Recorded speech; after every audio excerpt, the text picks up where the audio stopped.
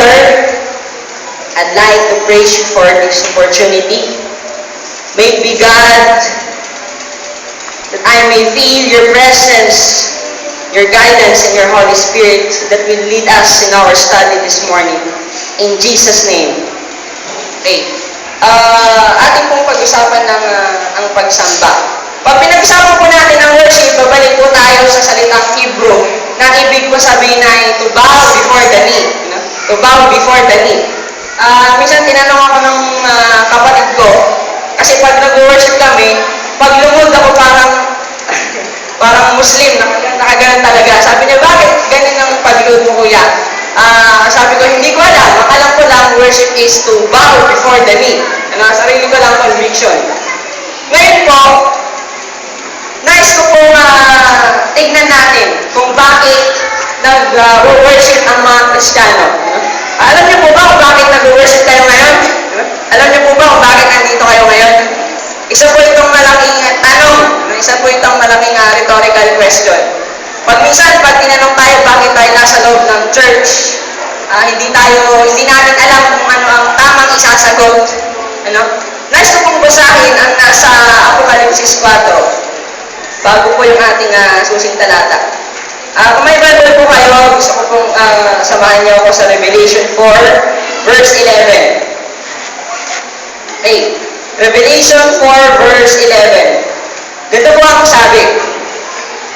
You are worthy, O Lord, to receive glory and honor and power, for thou hast created all things, and for thy pleasure they are, and were created. Gusto ko pong ulitin. You are worthy, O Lord, to receive glory and honor and power, for thou hast created all things, and for thy pleasure they are and were created. Ano po ang sinasabi ng talatang ito tungkol sa pagsamba, sa form ng worship na meron dapat tayo? Simple lang po, that God should be worshipped because He is the Creator. And He deserves to be worshipped. Ano po? For many days, years, siguro po, presupposition lang po. Ito po yung konsepto ng pagsamba ang meron ng tao, especially si Adan. Especially si Adan. Ito po yung uri ng, yung object ng worship na meron siya. God is worthy to be praised because God is the Creator. And when Adam first opened his eyes and he saw God, siguro nasabi niya na, Panginoon, karapat-dapat kang purihin sapagkat ikaw ang may nalang sa akin. Ano po? So, first thing and foremost, kailangan po magkaroon tayo ng basic na understanding na dapat natin purihin ang Diyos dahil siya ang madalalang, siya ang Creator. However, mga kapatid, shortly in the Bible history, the object and the subject of worship suddenly change. Ano po? Bigla pong nagkaroon ng pagpihit doon sa kaisipan ng tao kung bakit ba dapat sambahin ng Diyos. At ito po ay nangyari pagkatapos ng kasalanan. Pagkatapos ng kasalanan, meron pong isang bagay na na-introduce sa mga tao. Ano po? Wala pong iba yun kundi tinatawag na sacrificial system o yung substitution system. Ano po? Ay na-introduce sa mga tao, especially kay Adan. Ano po? It was very explicitly explained na ang kasalanan ng tao ay mapapatawad sa pamamagitan ng isang substitution. So, ibig sabihin na magkasala si Adan at si Eva, from that time on, nagkaroon sila ng system na kung saan meron isang unspotted, without spot, without blemish, na lamb na magiging substitute para sa kanilang kasalanan. Ano po? At pag pinag-usapan po natin ang substitution system, mga kapatid, ang papatay po ng tupang ino-offer sa priest ay yung pong mismong nag-offer. Ano? Hindi po yung priest ang papatay po sa tupa Ano po? And let us picture mga kapatid. After this knowledge, Adam worshiped God as his Redeemer before he has worshipped God only as his Creator. Ano po? Nang malaman ni Adan na maintindihan ni Adan ang bagay na ito, ang konsepto ng pagsamba ni Adan ay nagbago. Ano po? Kung nung una, sinasamba niya ang Diyos dahil siya ang manlalalang, ngayon sinasamba na ni Adan ang Diyos dahil siya ang manlalalang at siya ang tagapagligtas o siya ang taga-tubos o Redeemer. And brothers and sisters, the difference is very crucial. It is very important. Bakit po? Ano? Because when God created Adam, it did not cost him anything. But when God redeemed Adam, it cost him his everything. And that is the crucial difference, mga kapatid. Kaya nga po sa Revelation 5, ganito po yung sinasabi. Sa Revelation 5:12, ito po yung form ng worship na makikita natin dito. Sabi po sa verse 12, saying with a loud voice, worthy is the Lamb that was slain to receive power and riches and wisdom and strength and honor and glory and blessing. And every creature which is in heaven and on earth and under the earth and such as are in the sea and all that are in them, hear I saying, blessing and honor and glory and power be unto him that sit upon the throne and unto the Lamb forever and ever. Verse 14, and the four beasts said, Amen. And the 24 elders fell down and worshiped him that liveth forever and ever. Worship is very wonderful sapagkat sa pamagitan nito mga kapatid, ibinabalik tayo ng Panginoon kung sino ang tao at kung sino siya. Ano po? Ibinabalik tayo sa pagkakaintindi that I am your God and I am your Redeemer and you are my creation and I love you. Ano po? Ibinabalik po tayo sa pagkakaintindi na ganon. Ano po? But, the problem is, with full knowledge, o siguro wala akong knowledge, hindi ko po alam, ng bagay na ito, kung bakit tayo nasa simbahan ngayon, kung bakit tayo sumasamba ngayon, still marami pong tao ang hindi po alam kung ano po talaga ang prinsipyo ng pagsamba. Let me give you 3 principles, mga kapatid. Sabi po sa isang libro na binabasa ko, a good pastor preaches for 20 minutes and then sits down. At yun po yung gagawin ko. Ano po? Una, mga kapatid, lagi po natin tatandaan, worship is not bounded by time. Ano po? Lagi po natin tandaan na ang pagsamba po ay hindi po siya nakatanikala, hindi siya bounded sa oras. Bakit ko po ito nasabi?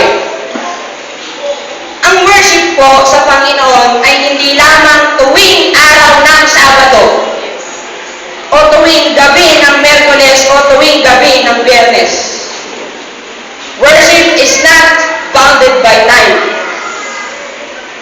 Many people will tell me, I heard many youth, mga kabataan especially, ano po,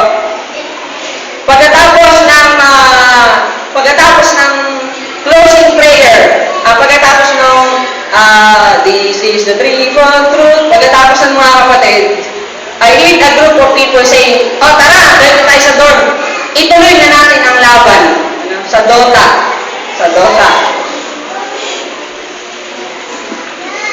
And I heard many people saying, wag mo naman akong awayin ngayon. Sabado ngayon. Sabado ngayon. Bakit po, mga kapatid?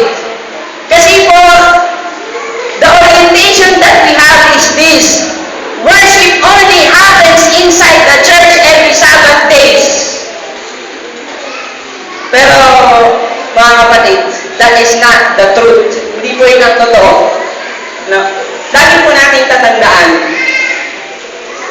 Wherever you are, kahit anumang oras, gabi man, madilim man, maliwanag man, palagi po natin tatandaan, we are worshipers of God. Amen. We are worshipers of God. Secondly, mga kapatid, worship is not bounded by time. Moreover, it is not bounded by the place. Hindi po siya bound sa place o sa lugar. Isa pong problema, mga kapatid, ay ito. Ano po? There are people inside the church na kapag pumasok sa loob ng iglesia, halos hindi umaapak yung paa ng semento dahil lumulutang sa kabanalan. Pero, but then, pag pumunta po tayo sa bahay, siya po pala si Pacquiao at yung kanyang asawa ay si Hatton. Kasi po sa bahay laging may boxing at yung asawa ay palaging may black eye.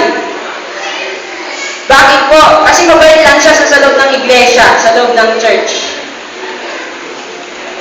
A very dangerous concept, mga kapatid.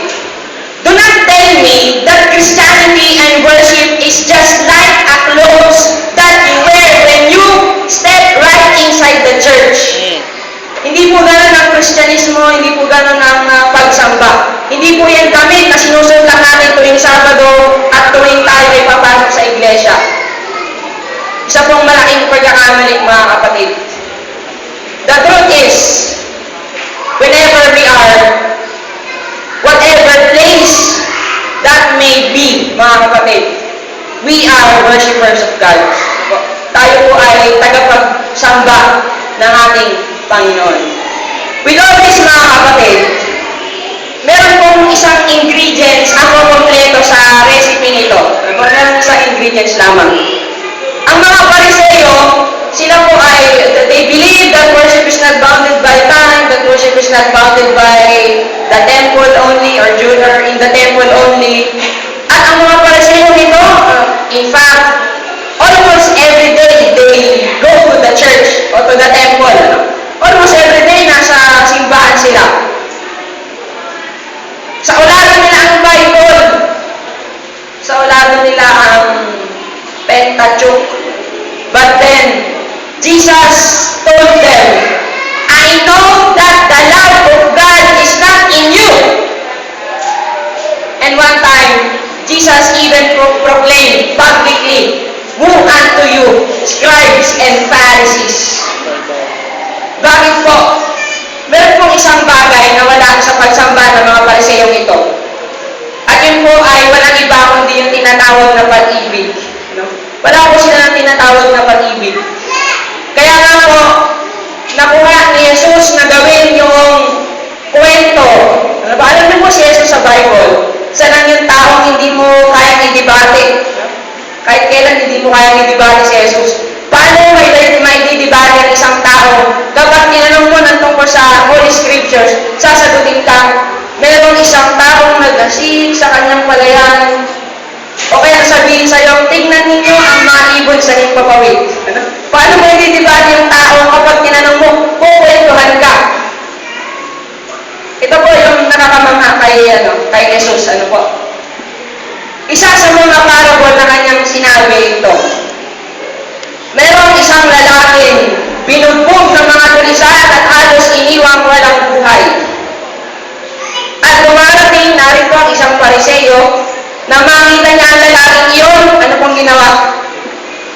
He changes his course. Nag-iba siya ng daan. Nag-iba siya ng daan. Parang pag nakita mo yung ex mo, mag-iba ka ng daan. Ano ba? Nakita mo makakasalubong mo, mag-change course ka na. Ganun po yung idea na meron ng mga Pariseo. In fact, mga kapatid, these Pharisees, wala silang pag-ibig na kaya po nilang sabihin ang bagay na to. Minsan, isang grupo ng mga Pariseo ang nag-usap-usap. At ang sabi ng isang Pariseo, pare, alam mo ba, nung dumadaan ako sa Judea, nako, makakasalubong ko sana yung isang lalaking merong ketong, may leprosy. Alam mo ba anong ginawa ko? Binato ko hanggang sa mamatay. At alam niyo po kung anong sasabihin ng mga Pariseo? Amen! Amen! What kind? Just what kind of worship do they have? Ano po? Wala pong pag-ibig, wala pong love. Mangyari kaya mga kapatid, what do we do? Kung one time, nag-worship tayo dito, pagkatapos merong nagmamotor dyan, sumemplang sa harapan. Ano po? Do we continue on worshiping or are we to help the people outside na nadisgrasya o napahamak? According to my preaching this morning, mga kapatid, kailangan tulungan po natin. Kailangan tulungan po natin. The problem of the church for many centuries ay ito. Ano po? Hindi po nakita yung pagiging Kristiyano, hindi pala nakita yung tinatawag na pag-ibig. During the Council of Nicaea, thousands of people died. Bakit po? During the Council of Nicaea, the church said, Jesus is God. Jesus is a deity. But then a group of people said, who called themselves Aryan by the way, they said, no, Jesus is a mere man. Alam niyo po anong ginawa ng mga Kristiyano na itinuturing si Jesus na Diyos? Pinagpapatay nila yung mga Aryans. The question, mga kapatid, is this. Ano pong kind ng worship ang nakita doon sa mga Kristiyano who claim that Jesus is God? Does violence, does murder proves worship? Or does it prove your argument that Jesus is God? And you are a true follower of Jesus? O isa pong malaking kalokohan na sabihin natin tayo ay Kristiyano, tayo ay tagasamba ni Jesus kung tayo ay wala pong pag-ibig. Kung tayo ay walang love, kung tayo ay walang pag-ibig. Nawa mga kapatid, ang gusto ko ay makakita ako ng mga Kristiyano. Yung totoong Kristiyano, katulad ng sinabi ni Gandhi. Sabi niya, I could have been a Christian I could have been a Christian if I have seen one. only if I have found one. Nakita na po ba kayo ng Kristiyano, mga kapatid? O nakita na po ba kayo ng Seventh-day Adventist?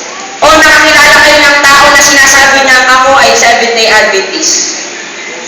Mangyari na ba pa na mga kapatid na maintindihan natin ang mga bagay na ito? Makiala tayo bilang isang Kristiyano, hindi dahil sinabi natin Kristiyano tayo, kung hindi dahil nakita nila na tayo ay Kristiyano. Those who have ears to hear, let them hear. And those who have the heart to understand, let him receive the words of God. This is my prayer. Amen.